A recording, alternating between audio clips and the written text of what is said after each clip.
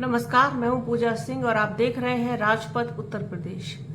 दोस्तों, हम राजपथ उत्तर प्रदेश पर आए दिन वीडियो करते हैं कि उत्तर प्रदेश में क्राइम और अपराधी किसी भी हाल में कम नहीं हो रहे हैं और रुकने का नाम नहीं ले रहे हैं। कितनी सक्रिय है उत्तर प्रदेश सरकार और कितनी सक्रिय है, कितनी एक्टिव है उसकी पुलिस, इसका अंदाजा आप आए दिन होने वाली तमाम अपराधों से लगा सकते हैं। जबकि उत्तर प्रदेश सरकार लगातार दावा करती है, योगी सरकार लगातार दावा करती है कि अपराध मुक्त हो गया है हमारा प्रदेश और अपराधी यहां से दुम दबाकर भाग गए हैं। अब कोई अपराधी प्रदेश में नहीं बचा है। अगर नहीं बचा है तो फिर अमेठी में इतनी बड़ी और दर्दनाक वारदात कैसे हो गई, इतना बड़ा हादसा वहां पे कैसे हो गया कि एक दलित परिवार के 4 लोगों की हत्या कर दी गई, जिसमें 2 मासूम बच्चे शामिल हैं। क्या कुछ हुआ है वहां पे वैसे तो आप सभी लोगों को पता है, लेकिन एक बार फिर से पूरा घटनाक्रम आपको बताएंगे। साथ ही साथ जो दिलचस्प मोड़ आया है, किस वजह से इतनी दुस्साहस भरी तरीके से घटना को अंजाम दिया गया, इसकी वजह भी सामने आई है। जो मृतक टीचर हैं, उनकी पत्नी, उसका अफेयर कहीं चल रहा था जिस व्यक्ति से, उसी का ही हाथ इसमें होने की पूरी आशंका जताई गई है। क्या है मामला, आइए आपको बताते हैं। मेरे परिवार को जान का खतरा है। भविष्य में मेरे या मेरे पति की कोई घटना या दुर्घटना होती है तो उसका जिम्मेदार चंदन वर्मा ही होगा।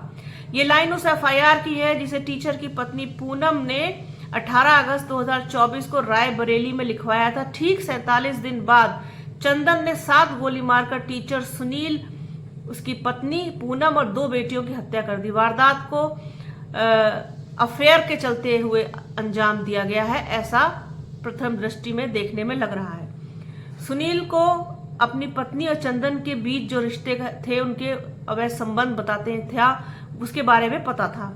शादी के बाद भी चंदन लगातार पूनम से संपर्क में था। चंदन की हरकतों से ही परेशान होकर सुनील ने रायबरेली में एफआईआर दर्ज कराई थी, लेकिन चंदन ने उसका पीछा नहीं छोड़ा। वह लगातार उसकी पत्नी को फोन करता रहा और एफआईआर के बाद चंदन ने बदला लेने की ठान ली थी।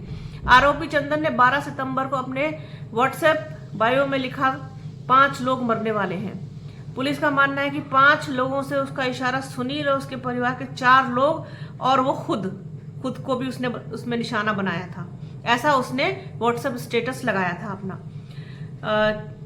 टीचर सुनील कुमार रायबरेली में सुदामापुर गांव के निवासी थे। उनके पिता रामगोपाल गांव में ही रहते हैं। टीचर बनने से पहले सुनील पुलिस में थे।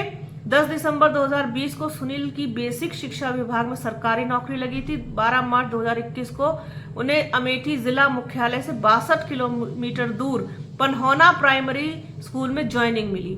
अमेठी में सुनील शिवरतनगंज थाना क्षेत्र के अहोरवा भवानी चौराहे पर मुन्ना अवस्थी के यहाँ 3 महीने से किराए पर रह रहे थे। परिवार में पत्नी पूनम भारती, 2 बच्चियां, दृष्टि जिसकी आयु 5 साल और दूसरी बच्ची लाडो जो 1.5 साल की थी। पुलिस सूत्रों के मुताबिक रायबरेली में चंदन और पूनम का घर थोड़ी दूर पर है। पूनम पढ़ाई के दौरान उसके संपर्क में आई थी। इसके बाद दोनों में प्रेम संबंध हो गया। इसी बीच परिवार ने पूनम की शादी सुनील से कर दी, लेकिन शादी के बाद भी चंदन और पूनम के बीच बातचीत होती रही। हाल में ही टीचर सुनील को पत्नी के अफेयर के बारे में पता चला। इसे लेकर दोनों के बीच विवाद हुआ। फिर सुनील ने पत्नी पर चंदन के खिलाफ एफआईआर दर्ज कराने के दबाव बनाया ताकि चंदन से उसका पीछा छूट जाए, लेकिन इसका उल्टा हो गया। चंदन ने टीचर के पूरे परिवार को ही खत्म कर दिया। एफआईआर होने के बाद अगले दिन यानी 19 अगस्त को पुलिस चंदन को उठाकर थाने ले गई थी। उससे पूछताछ की, फिर जेल भेज दिया। 3 दिन जेल में रहा, फिर वहां से जमानत पर रिहा हो गया। घर आने के बाद उसने जहर खा लिया था। घर वाले उसे अस्पताल लेके गए। 3-4 दिनों तक उसका इलाज चला। पुलिस ने 164 के बयान के आधार पर आरोपी के खिलाफ चार्जशीट दाखिल की। एफआईआर के बाद पूनम और चंदन के बीच बातचीत बंद हो गई। इसके बाद चंदन टीचर के परिवार को परेशान करने लगा, पूनम को फोन पर धमकाता था, जिसके बाद उसने एफआईआर दर्ज कराई थी। सारा मामला ये इस चीज का था। एफआईआर दर्ज होने के 47 दिन बाद चंदन ने टीचर के पूरे परिवार की हत्या कर दी। गुरुवार को नवरात्र का पहला दिन था। टीचर के घर के करीब दुर्गन भवानी शक्तिपीठ धाम में मेला लगा हुआ था। गांव के ज्यादातर लोग मेला देखने गए थे। शोर शराबे के बीच चंदन बुलेट से टीचर के घर पहुंचा। 50 मीटर दूर एक परिचित के यहाँ उसने अपनी बुलेट खड़ी कर दी। वारदात के बाद जब पुलिस मौके पर पहुंची तो बच्चियों की लाश के पास 10-10 के नोट और चॉकलेट मिले। पुलिस को आशंका है कि चंदन ने ही बच्चों को पैसे दिए, वह बच्चों को घर से बाहर भेजना चाहता था। हालांकि चंदन के पहुंचने के बाद सुनील घर पहुंचा था या पहले से ही वहां पर था, ये बात अभी तक स्पष्ट नहीं हुई है और इसकी पुष्टि भी नहीं हो पाई है। हालांकि एक चीज तय है कि चंदन के घर में रहते ही सुनील पहुंच गया। उसकी कहासुनी हुई चंदन के साथ और सुनील की कहासुनी हुई। पूनम ने भी पति का साथ दिया।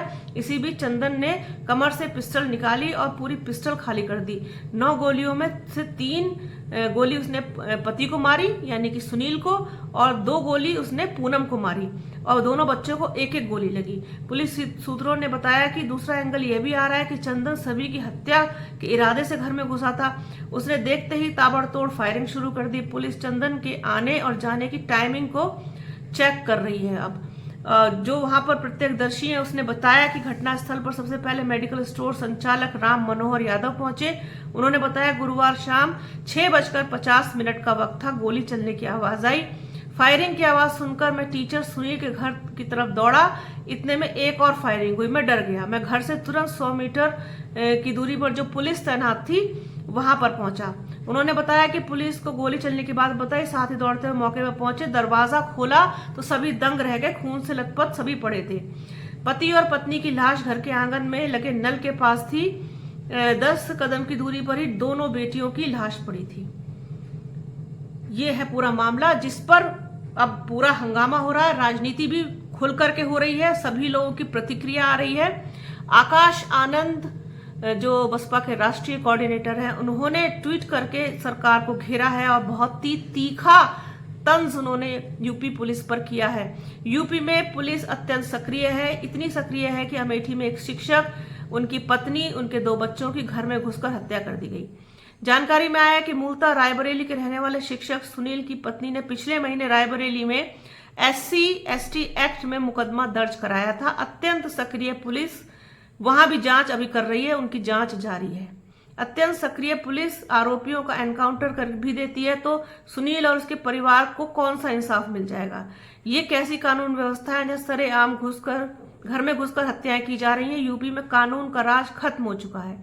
बुलडोजर और एनकाउंटर राज से ना जनता सुरक्षित है और ना अपराधियों में कानून का खौफ है। भाजपा की डबल इंजन की सरकार कानून का राज स्थापित करने में फेल हो चुकी है।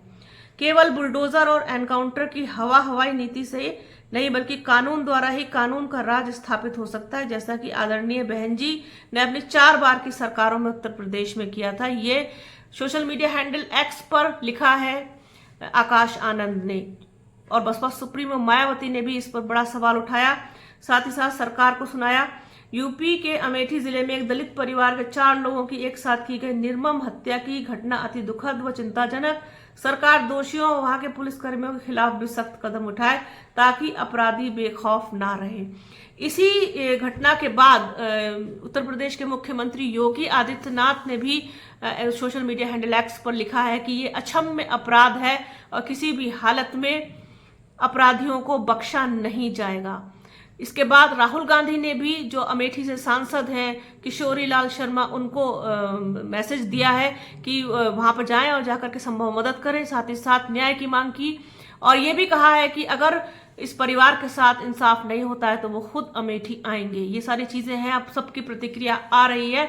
सवाल सबसे बड़ा ये उठता है कि दंड देने में जिस तरीके से माहिर मानी जाती है योगी सरकार, क्या इस दलित परिवार के साथ भी न्याय होगा, इंसाफ होगा?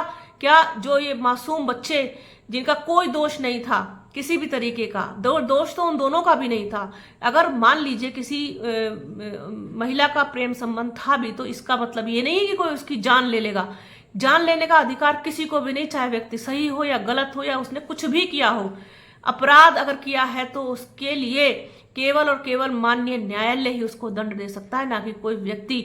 ये तो बहुत बड़ी वारदात को अंजाम दे दिया कि आप अगर हमारे साथ कुछ भी करोगे, हमारे खिलाफ कंप्लेन करोगे पुलिस में, तो हम आपको छोड़ेंगे नहीं, हम आपको इतनी भयंकर सजा देंगे, साथ ही साथ मासूम बच्चों पर भी हमको तरस नहीं आएगा।